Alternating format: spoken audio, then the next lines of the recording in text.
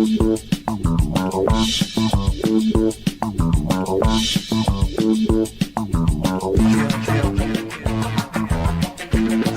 welcome to Inside the Moms Club, where being a mom is the coolest place to be.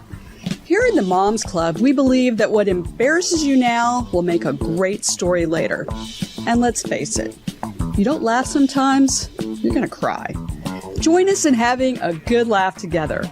I'm Monica Samuels. You are now inside the Moms Club, your private destination for all things mom.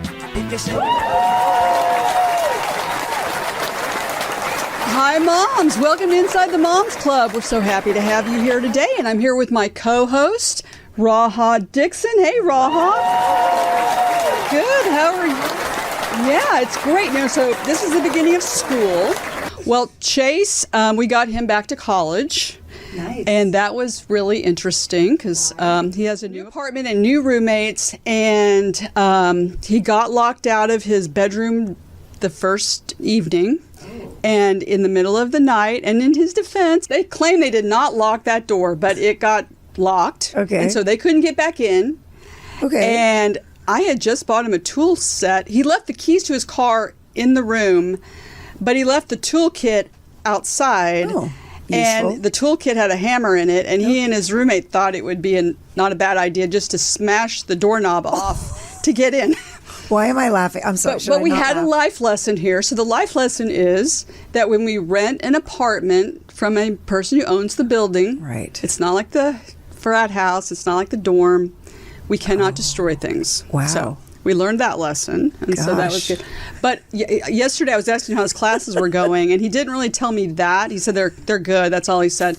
But he said that he and his roommates have really fixed this apartment up, and he said it's really sick. And I learned that's a good thing. Yeah, it is. Where have you been, man? Yeah. Even I knew that. Oh, you did? It's sick. Also, sick is old now. Sick. Okay, what are the words? What are the new words? Now Quick, it's tell me sus, what I need to. like sus. And then it depends how you say sus. Then it has a different meaning. Oh, good. I don't know if any other moms have experienced I think this. you and I have to get together, and you need to educate me on how to speak to people these days. I'm also behind. When he first told me I was sick, I thought, oh, no, that's terrible. But no, it's really just fine. Yeah. But the other thing, so the other thing with Chase, as we're getting ready for school, is he and I had a pretty serious discussion about how he feels about things and how college is going. And he told me, he said, I have some, anxiety and some things, but he said, it's not as bad as every other kid I know. And he said, every other person I know right now, they have anxiety, they're depressed, and some of them are, they're having serious it's problems. Real. It's real.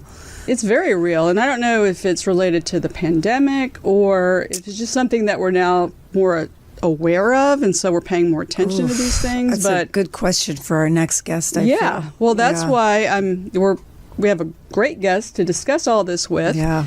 And so let's bring her in so we can start the conversation.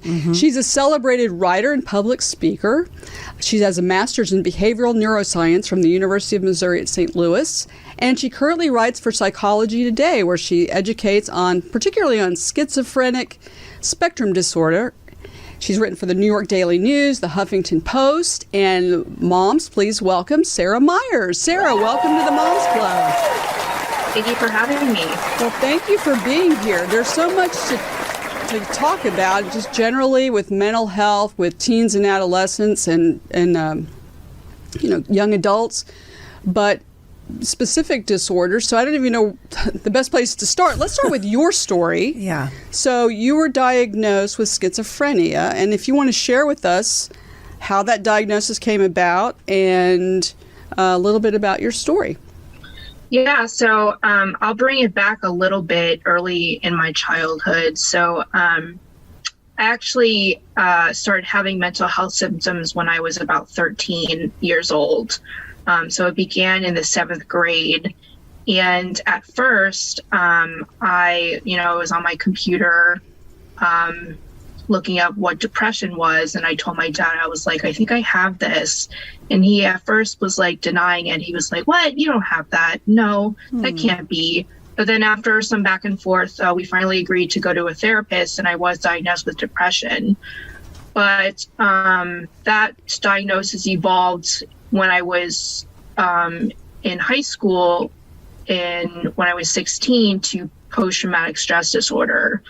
But at that time, I still wasn't telling everybody what was going on. So I wasn't telling them about the hallucinations or the delusions. I would spend all my time in the library, like reading about soul clusters and like thinking that I was a reincarnation of Jesus. And I thought that my friend group were like the 12 apostles. So I had all of these things that describe what psychosis is, but I didn't really tell the doctor.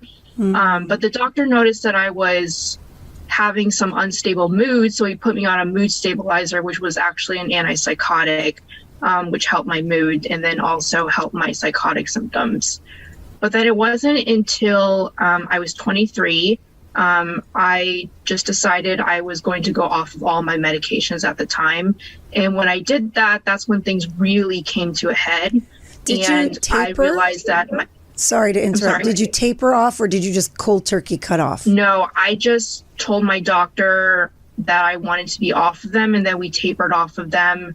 I was really adamant about it. I was like, I feel like I'm gaining a lot of weight, and I'm getting these side effects. Like I have locked jaw, which is a common side effect of antipsychotics, and my muscles are twitching, and I just don't think this is healthy. So I basically overrided his suggestion and said that I need to be tapered off of these, or else I'm going to go off of them cold turkey, which is not an advisable thing to do when you're on medications. But I went off of them, and then that began a whole year of a manic psychotic episode. I began buying plane tickets every single month, and I would travel to a new city. I was just out of control. I was like being really promiscuous. I was getting into very risky situations. I was partying a lot, doing drugs. And I scared the crap out of my dad for that year, that's for sure. And by the middle to end of the year, I met with a psychiatrist who sat me down and told me that I had a psychotic disorder. And that was the first time that somebody ever confronted me about these conditions. Sorry, Sarah, what made you seek out a psychiatrist at this point? Because it sounds like you're having a blast in your universe. You're doing all the things you want to do. What made you sit down in front of a psychiatrist at that point? So I had been seeing different psychiatrists since I was 16. I had already seen a child psychiatrist, and he was the one prescribing me the first antipsychotic that lessened my mood symptoms. But I can't remember. I think so during that year, I was working on my physical health. So I was working on trying to manage my food, my diet, and my allergies to different foods. So I went to this clinic that was a holistic health clinic, and they had a mental health department. So I sought that out because I think that I realized that I needed some help. But I didn't know really what really was going on. And the psychiatrist was the one who told me that I had schizoaffective disorder. So I don't have schizophrenia, which is separate from schizoaffective disorder. But schizoaffective disorder is basically schizophrenia and bipolar disorder combined into one diagnosis. Wow. That is so much. First of all, thank you for sharing this with us. And I applaud you for being able to mouth this out loud just so eloquently and just in order and factually. And I don't know, I'm in awe of you. I have a harder time talking about much simpler concepts in my life. So I applaud you for that. So, okay. So it's a combination, but what does that mean? So a lot of people, maybe their only understanding of schizophrenia is watching A Beautiful Mind. So, okay, it's voices in your head, and bipolar, okay, it's when you're down, then you're up, then you're down, then you're up. So combine them. What does that mean? Educate us on the elevator pitch of what that means to have both of these conditions. Yeah, so with psychotic disorders, we kind of understand them as occurring on a spectrum. So on one end, you have schizophrenia, which is hallmarked by disorganized speech patterns, disorganized behavior. On the other end of that spectrum is bipolar disorder, which is the mood component. Schizophrenia doesn't have the mood component. We call that affect in behavioral neuroscience research, where schizoaffective disorder is in the middle, where you have a unstable affect and you have the disorganized speech and behavioral patterns. So schizophrenia, you'll see the symptoms categorized with positive symptoms and negative symptoms. So the negative symptoms are the lack of affect. Like you have blunted emotions. You won't feel pleasure. It's called anhedonia. You won't be able to feel much of anything really. And often the antipsychotics kind of contribute to that. And positive symptoms is when you hallucinate. So you start seeing things or hearing things nobody else does. You start having delusions. I personally had delusions of grandeur. I thought I was a reincarnation of Jesus and Leonardo da Vinci. So I started telling everybody that I was going to do these great things. I was going to invent a time machine. I was going to basically bring about like I would be like a religious leader if I lived in a different time. And so, but I also had this very impulsive behavior where that was hallmarked by my mania. So that was these increased spending. So I would spend so much, thousands of dollars on plane tickets. Where was this money coming from, Sarah? So I borrowed it from my dad. And I was so ashamed about this, but I was so out of control that I was basically telling my dad, if you don't give me this money, like I'm going to kill myself or something. I have to go explore the world and I have to experience life or else I will just die sitting here living my life in a boring state. So I think I really scared my dad into thinking that he had to really support my interests and my desire to live life or else I was just going to disappear. Well, I'm curious too about your family, and I can tell you just as kind of a bit of a background. I know what I know particularly of schizophrenia is one of my son's roommate was also a person he went to high school with, and that young man's brother has schizophrenia, and unfortunately that schizophrenia led to a very tragic and violent event that this brother witnessed and was part of. So I've seen the impact of it on his brother and his parents, and I'm just curious, like for your parents. Now you mentioned that you went to your parents and said, I think I have something. Did they notice anything, do you think, or did they say, now it's sort of making sense, or what was their initial reaction to you sharing that with them? And what steps did they take to try to help you find, what the situation was with you? So both my parents reacted very differently. To this day, they have very different reactions to my diagnosis. So my mother is a Vietnamese immigrant. She comes from a country where mental health is not really a thing there. I'm not sure what the current culture is on that in modern day Vietnam, but she fled here during the war. So she did not believe that I had any form of psychosis at all. Her brother lives with schizophrenia, and my dad's side, 2 aunts and uncles had schizophrenia, and she looked at me and she looked at them and she decided that I wasn't like them. She said, you're not actually sick. You don't act like them. You're actually very capable and very smart. So she couldn't understand that you could be both high functioning and live with a psychotic disorder. But my dad, on the other hand, like I said, in high school, I kept the symptoms very hidden. I wasn't telling anyone that I was going to the library to research these ethereal theories about my spiritual ideas or my religious ideas. So my dad didn't really notice until I was 23, when I was obviously doing drastic things like asking him for excessive amounts of money and, calling him while I'm on an acid trip, for example. Sure. That was a whole thing too. So when I finally came to him and said my psychiatrist diagnosed me with schizoaffective disorder, he was like, that makes a lot of sense, because you seem to act a lot like my sister Sheila, who at the time was in a nursing home, and she had been suffering from schizophrenia since she was 14 years old. Wow. So if you could give any advice to moms and dads raising kids that might suffer from this, what would you have appreciated that you didn't have when you were, because you said it started very young. What do you think would have helped you to figure this out earlier?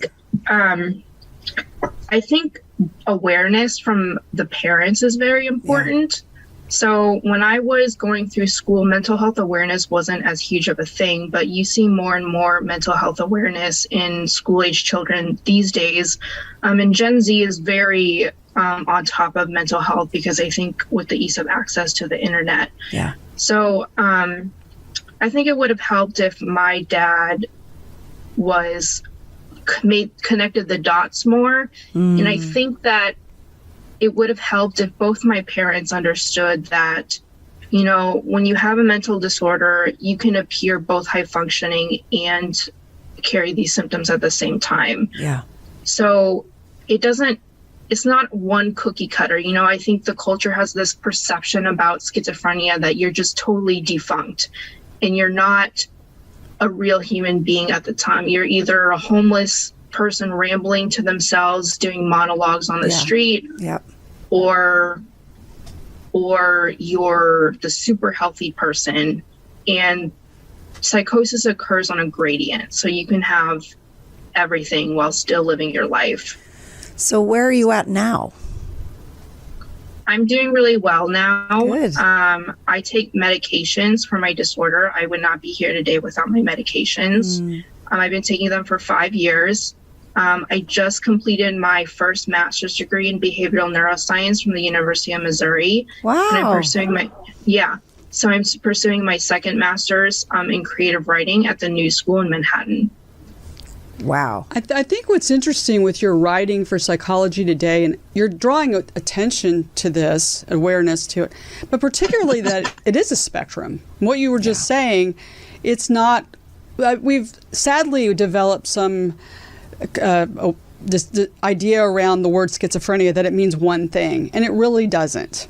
I mean, it is on a spectrum. So that's really helpful for people to understand and to get a better idea of what it really means. And we've done some real disservices too as a society in it. I mean, sometimes, you know, some of the caricatures and movies and things are not helpful. So I really appreciate that you're out there getting the word out. So one thing as far as it being a spectrum disorder, what I was reading about depression, and what you described is when you thought, well, I have depression, kind of mimics what the spectrum disorder is. If you're a parent, so you see your child is depressed. Do you think there was anything different in how you were expressing your depression and how someone who's actually can be diagnosed as depressed?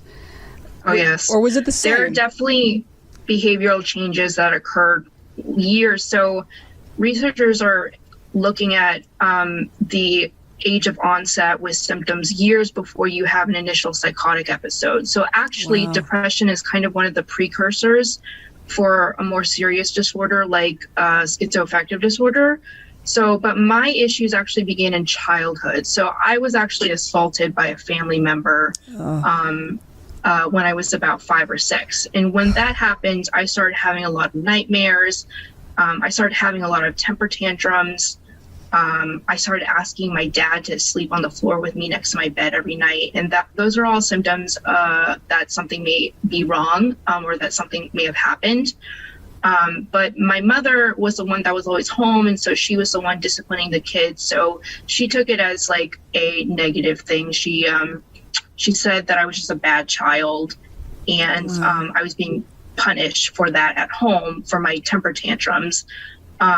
And that was really common, I feel like, in the 90s, until we had this trauma awareness movement that happened later in like the 2000s or so, moving towards trauma-informed care and treatment. But those were some of the signs in childhood. But then when I was in middle school, I started sleeping excessively. So I would spend like 12 hours a day in bed. I wouldn't want to go outside to play with my friends. I'd be really isolated, and I just basically shut down all my major interests. I think what you're describing, I don't know about you, Monica, but I feel like it's every parent's worst nightmare that something happened to their child when they were 5 and they missed it and they lost the opportunity to help them. Is there a way, I mean, did you tell any of your parents? And if you didn't, was there anything they could have done to help you to speak of what happened to you when you were 5? I didn't tell anyone what happened to me until I was 15 because I just didn't simply have the words to describe what was going on. It didn't make sense to me until I was 15. Actually, it was because I was sexually active when I was 15 that I realized, oh, this was related to that. Wow. So I didn't know even what it was. It was just this buried memory that came out in like nightmares. I would have these drastic fears and paranoias about like getting pregnant. So I picked up some things from the culture. I realized that like, you know, sex and pregnancy were linked, but I didn't really know what that meant. I didn't know anything about the language about sexual education. So I think that if I had had sexual education in a kid-friendly way, and I was taught about warned about boundaries. If someone in my life were to invade those boundaries, what should I do as a kid? And if I had someone to recognize my temper tantrums and my behaviors as symptoms of a traumatic event instead of behavioral problems with my character, then I think that could have sped the healing process a lot more. So let's also talk about the drugs that they put you on, because I know I have family members who have bipolar disorder. They're put on medications. They do gain weight, and as a young person, that's not something that they want to do. So they get off of them. Or I know someone else who he was depressed. The family put him on medicine, and they blame the medicine for his suicide, actually. So I mean, there's a lot there. Now you actually voluntarily decided, I don't want to be on this medication, but now you're saying you're studying for, you have a master's degree, you're studying for another. The medication has helped you. What would you say to a young person whose family, or to the family, like, should they hesitate sometimes to allow these drugs to be prescribed for their kids? What would you say as a professional and someone who's experienced this about the issue of medication for these illnesses? So there's a lot of criticism and, I guess, hostility towards the industry of psychiatry, understandably, from patients. I was one of those people. I distrusted psychiatrists.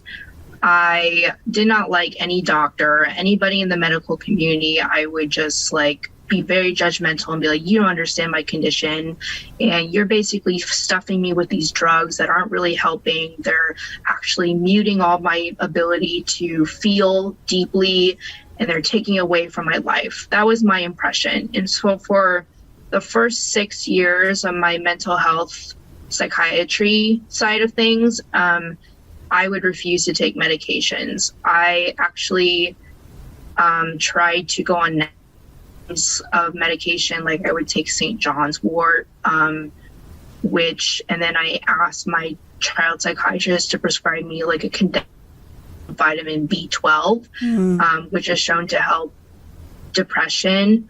But I think ultimately in the end, I realized that medicine is not evil. And the more we move along in research, the more advanced these medications become. So with antipsychotics, for example, there's different classes of antipsychotics. The first class will make you gain weight. They're known for kind of being sedatives. They make you sleepy very easily. But the second generation of antipsychotics are less. They're they are not. How do I say this? You're less likely to gain weight and to have side effects from the second generation antipsychotics than you are from the first generation. So just keep in mind that psychiatrists are people too. And if you kind of approach your mental health care in terms of like a cooperative partnership between your doctor and yourself, you can also request and advocate for yourself, saying, these are my needs, these are my priorities. Yeah. I don't want to gain weight. I don't want to be sleepy. I don't want to have an increased appetite. You can let your doctor know that.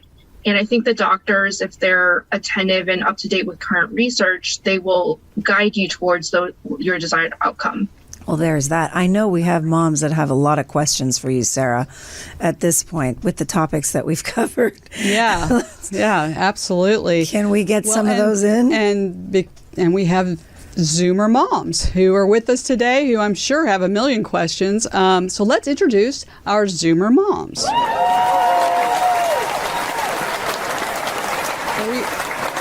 We have some new Zoomer moms joining us today on the show. So let me start with Mary Huth. Mary, can you introduce yourself real quick and tell us a little bit about yourself and how many children you have? And Sure. My name is Mary. I'm so happy to be here today. My partner and I have 20-year-old twin boys. They're both currently home and are leaving very soon for back to college. My partner and I are lesbians, so we're a little bit of a different we don't really follow the default, I guess, in terms of family structure. I currently, I'm a comic in Los Angeles. I also sell vintage pottery. It's my side hustle. So, and prior to that, I worked in publishing. I worked for the Wall Street Journal. Great. Bring some comedy, Mary. Welcome. Let's do and when you send those twins back to college, don't give them a hammer. I can tell you that's probably not a good or you use it if that's the case. Anyway, right. Do you have a question for Sarah? I sure do. I know that oftentimes schizophrenia will, like the symptoms will manifest in early adulthood. And what are some of, that sort of seems like the time period where the kids are really trying to separate from parents, kind of happening simultaneously. And I wonder, what are some of the signs that we can look for as, aware parents or whatever, that our children are struggling, with this kind of an issue? I mean, I guess my real question is, how do you differentiate from things like normal anxiety about new experiences and a deep, sort of a mental health crisis or issue? Mm-hmm. Yeah. So I'm not actually a doctor, so my knowledge only comes from my research and my personal experience. But I do know that these symptoms, these behaviors, like isolation, maybe there's an increased obsession about a certain topic. For me, example, I was really obsessed with religion and the idea that I was Jesus. So if they start, you'll notice behavioral, character changes, in their personality. Their interests might change. They might not be as social. And if that persists for more than about a few months, that's a sign of a mental health change, not because usually kids who are going through normal phases will have an acute episode, say I hate you or I don't like you or I want to be alone, but they'll come back around and they'll be normal again. Yeah. Right. But for schizophrenia specifically, if they start having noticeable changes in the way they're walking or in the way they're talking, if their speech is having some word salad, which means you bring in a lot of different associative language together, that's a sign it might be a problem. Yeah. Well, great. Les, thank you for that. Leslie Harrell is a mom of a son and a daughter. Leslie, do you have a question for Sarah? I sure do. I am finding myself grossly uneducated about this, and so it's super fascinating to me. And so my question, and I hope I can make it make sense, but like you said that there was an environmental situation, like something happened to you. And so what is the percentage, or what do you, I mean, I know you're not a doctor, you said, so I'm not trying to pigeon you in a corner, but like how much of these types of diagnoses are based in somebody had a bad experience, something was done to them, versus they're just born with it, and you have that dynamic? I mean, what's your experience on that? So with mental health disorders, there's a genetic and a social component to it. So usually people with mental health disorders will have a genetic predisposition to develop mental health disorders. So you'll see bipolar disorder or schizophrenia run in people's families. And that's that's a really big indicator that future offspring could inherit the disorder too. The environmental component is when there's a environmental trigger, like a trauma, like sexual assault or abuse in the family. I had sexual assault and long-term abuse. So that was the environmental factor that kind of changed my genetics in order to bring it out more. Some people don't have environmental factors, and maybe it is just genetic, but that's a huge area of controversy and research right now, actually. So it's kind of undecided, but usually there's both a genetic and an environmental and cultural factor. And if you have, one and not the other, is it easier to manage? Like, let's say you only have the environmental, not the genetic, or you only have the genetic, not the environmental. Do you think it's easier to manage as opposed to when you have both? So the manifestation of the disorder will be the same no matter the cause. Interesting. I think so maybe if it is purely environmental, if you change the environment and get them out of the environment, their depression could lift. But then that raises the question, was it really depression or as a disorder, or was it just like a mood response to your environment? So some of it kind of depends on the label and how you actually diagnose and categorize a disorder. Yeah, it's such a deep dive, isn't it? Yeah, you'd be masking. Well, thank you. Danny Brooks is also new to the Moms Club. Danny, welcome, and tell us a little bit about yourself. Hi. Yes, as you said, my name is Danny Brooks. I have two kids, ages 9 and 7. The 9-year-old is my daughter, and the 7-year-old is my son. Raising them with my husband, and I am a baker. I have my own bakery out of the house thanks to the pandemic. Nice. And I'm also a comedian. Did I say I'm from Los Angeles? I live in Los Angeles. That's about all for me. Well, awesome. If I had a bakery in my house, this would not be good. I'm very jealous. Well, tell us, do you have a question for Sarah? My kids are younger, so they have big imaginations, right? So you were talking about like your symptoms at a younger age. So, I suffer from temper tantrum as a child, and have later in life been diagnosed with bipolar 2 and panic attack disorder. And I'm starting to see my son having similar temper tantrums, similar behaviors. So, I can always remember being shamed for the temper tantrum. So I try to be really engaging and hear him out and validate his feelings and all that. But at what point, does imagination end, and should we be concerned? Or I always worry that I'm going to give him, as I call it, the beast. I don't want him to have it, but so I'm trying to work with it at a young age. So I don't know what you would recommend as far as that goes. Yeah. So, I think that's the whole goal of the mental health awareness movement for school age children.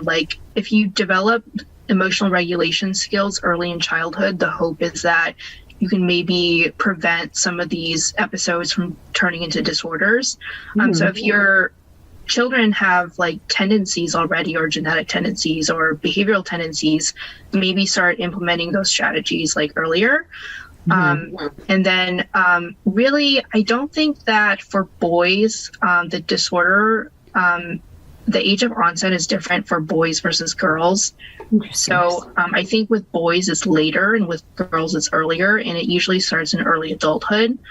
So with girls, for psychotic disorders, I know it begin around like late teens to early 20s, whereas boys, I think it's later. I think that's right. I hope that's right. But yeah, so yeah, just guiding them towards mental health awareness, I think will help in the long run. Great, thank you. And Judith Foster Thompson is also new to the Moms Club. Welcome, Judith. Tell us a little bit about yourself. Thank you. Thanks for having me. I'm a mom of 3 adult children.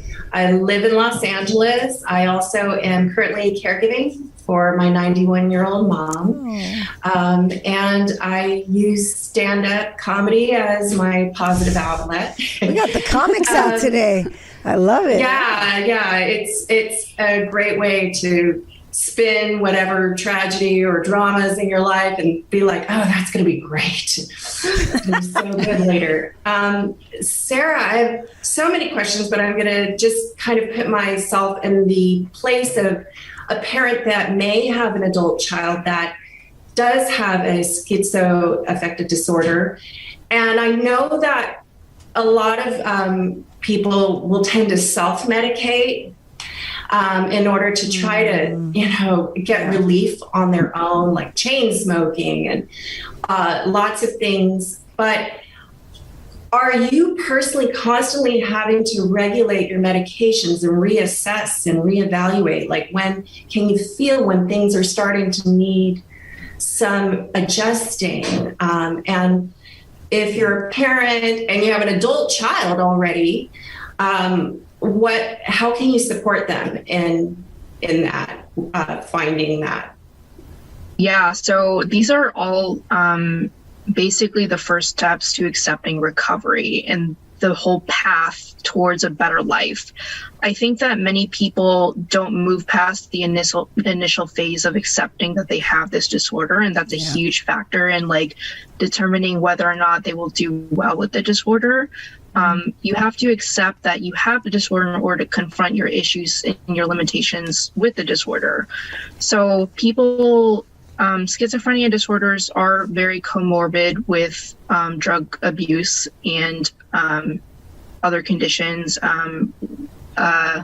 So with me, I did not have any addiction issues, and I kind of faced recovery really fast. So once I was diagnosed in 2017 and I had the discussion with my psychiatrist, that was when it hit me. I took about 6 months to really combat the internalized stigma and evaluate what does this really mean for my life and what am I missing out on if I don't recover.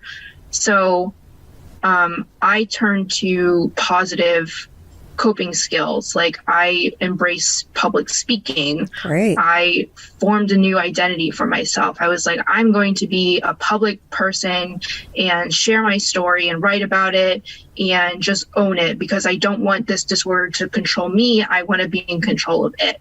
So really, I think all of that just is involved with the first initial stages of recovery. And I think promoting this idea that you can recover from psychotic disorders.